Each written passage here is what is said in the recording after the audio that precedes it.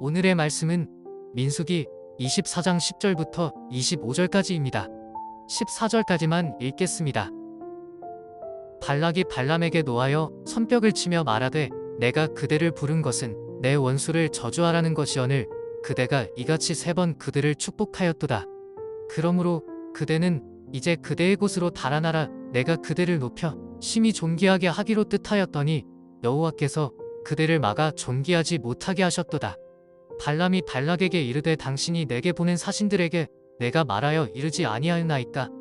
가령 발락이 그 집에 가득한 은금을 내게 줄지라도 나는 여호와의 말씀을 어기고 선악간에 내 마음대로 행하지 못하고 여호와께서 말씀하신 대로 말하리라 하지 아니하였나이까. 이제 나는 내 백성에게로 돌아가거니와 들으소서. 내가 이 백성이 후일에 당신의 백성에게 어떻게 할지를 당신에게 말하리이다 하고. 여러분 세상은 보이는 게 다가 아닙니다. 예전에 어떤 한 그림을 제가 본 적이 있었는데요. 그 그림에는 무엇이 그려졌었냐면 왼편에는 어떤 시민과 또 오른편에는 칼을 들고 있는 강도가 그려져 있는 거예요. 그래서 첫 그림만 보면 확실히 강도는 오른쪽에 있는 사람 같아 보이는 거죠. 그런데 그 그림을 조금 멀리서 보게 되면 강도가 오른편의 사람이 아니게 되는 거예요. 그 사람이 칼을 들고 있는 장면이 아닌 거죠. 그러니까 조그만한 틀 안에서 보면 분명 강도가 오른편에 있는 사람처럼 보이는데 틀이 아니라 전체적으로 그 그림을 보면 강도는 왼편에 있는 사람이라는 거죠. 그러니까 내가 보고 있는 것이 다가 아니라는 거예요. 여러분, 그리고 오늘 본문에도 보이는 게 다가 아니라는 것을 이야기하고 있다는 거예요. 여러분, 오늘 본문을 보면 계속해서 우리가 살펴보고 있는 발락과 발람이 나오는데요. 여러분, 모압의 왕 발락이 이스라엘을 무너뜨리기 위해서 발람이라는 당시의 유명한 점술사를 고용했습니다. 그런데 이 발람은 저주를 하러 그렇게 발락에게 나아오는 길에 그는 하나님의 사자를 만나게 되는 거예요. 그리고 하나님의 말만을 전하기로 그가 결단하게 되는 거죠. 그래서 지난 본문에서 이 점술사 발람은 모압의 왕 발락 앞에 도착을 했지만 이스라엘을 저주하는 것이 아니라 이스라엘을 축복하는 모습을 보여주는 거예요.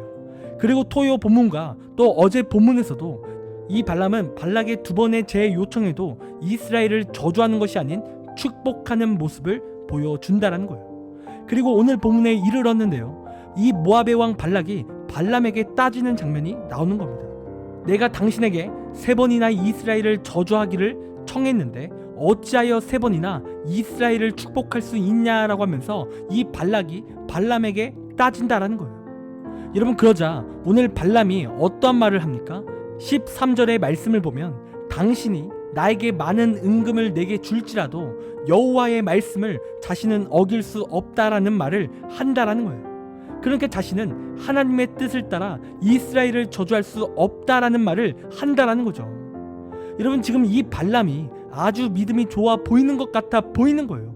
분명 처음에 이 발람은 욕심이 많고 굉장히 부정적인 것 같아 보였지만 그가 지금 하나님의 명령을 잘 순종하고 있는 것 같아 보이는 거죠.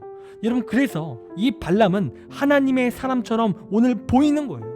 여러분, 분명 우리가 계속해서 이 발락과 발람을 볼 때 이 모압의 왕 발락은 분명히 악한 사람처럼 보이는 게 맞아요. 여러분, 왜입니까? 그는 처음부터 끝까지 이스라엘을 미워했고 이스라엘이 멸망하기를 원했기 때문에 그래요.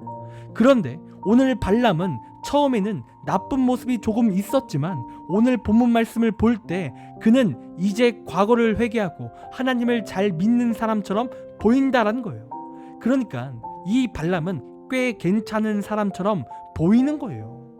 여러분, 그런데요, 성경은 이러한 점술사 발람을 향해 긍정적으로 평가하지 않는다는 거예요. 여러분, 성경은 이러한 발람을 악하다라고 평가를 하고 있는데요. 여러분, 특별히 여러분 요한계시록 2장 14절 말씀을 보면 버가목 교회라는 교회를 말하는데 그들이 발람의 교훈을 지키는도다 라고 말하며 이 발람을 악한 자로 평가를 하고 있다는 거예요. 여러분, 그리고 민수기 31장 말씀을 보면 이스라엘이 미디안의 5 왕을 죽이게 되는데 이때 발람도 함께 죽게 되는 일이 발생하게 된다는 거예요.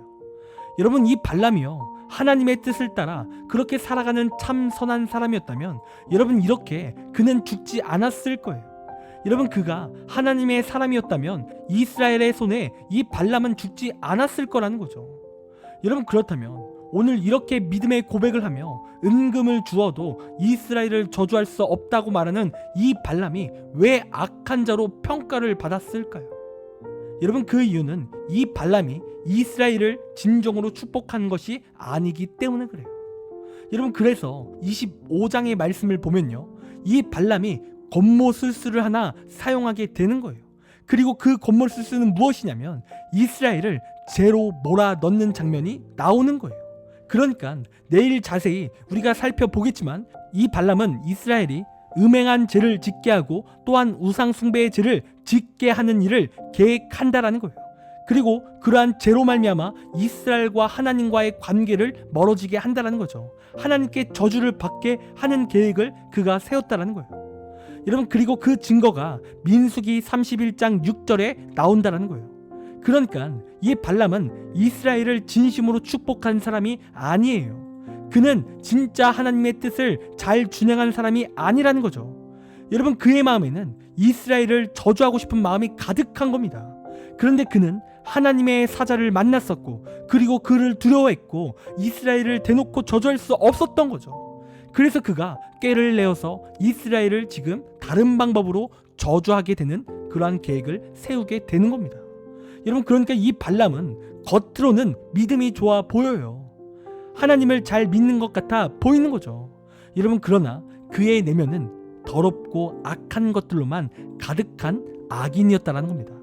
어떻게 하면 하나님의 백성들을 무너뜨릴까, 이것만을 생각하는 악한 사람이었다는 거예요. 여러분, 그래서 여러분, 사람이 사람을 판단할 때 겉모습은 중요치 않습니다. 여러분, 겉모습으로 보이는 것이 다가 아니라는 거죠. 여러분, 그리고 우리의 신앙생활도 마찬가지입니다.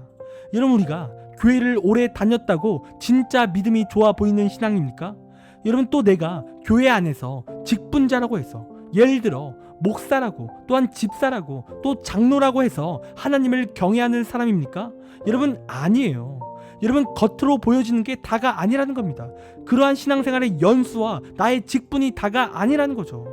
여러분, 내가 아무리 교회를 오래 다녔을지라도 내 마음에 품은 것이 악한 마음을 품고 있다면 여러분, 그것은 악한 신앙인 거예요.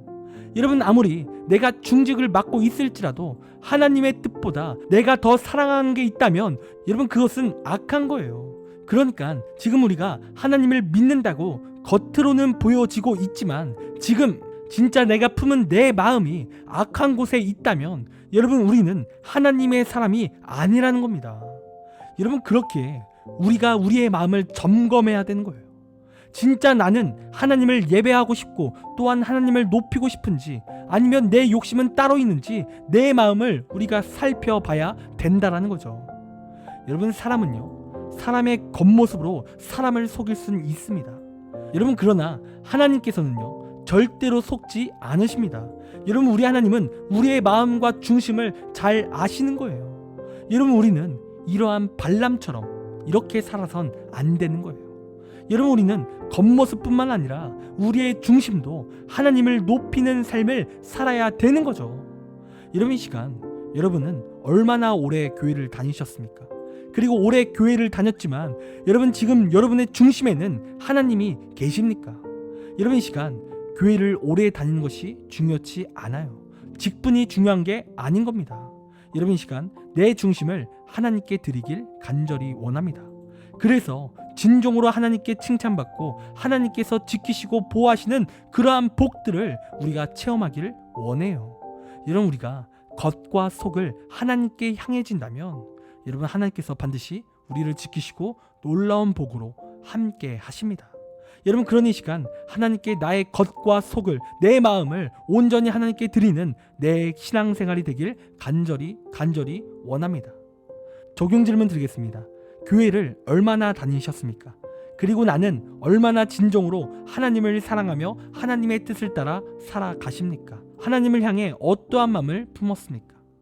두 번째 질문입니다. 오늘 말씀에서 기억에 남는 것은 무엇입니까? 또 내 결단은 무엇입니까? 이 시간 댓글을 통해 함께 은혜를 나눠주시길 부탁드리겠습니다. 기도하겠습니다. 하나님, 우리의 삶이 하나님께 내 마음을 드리는 삶이 되길 원합니다.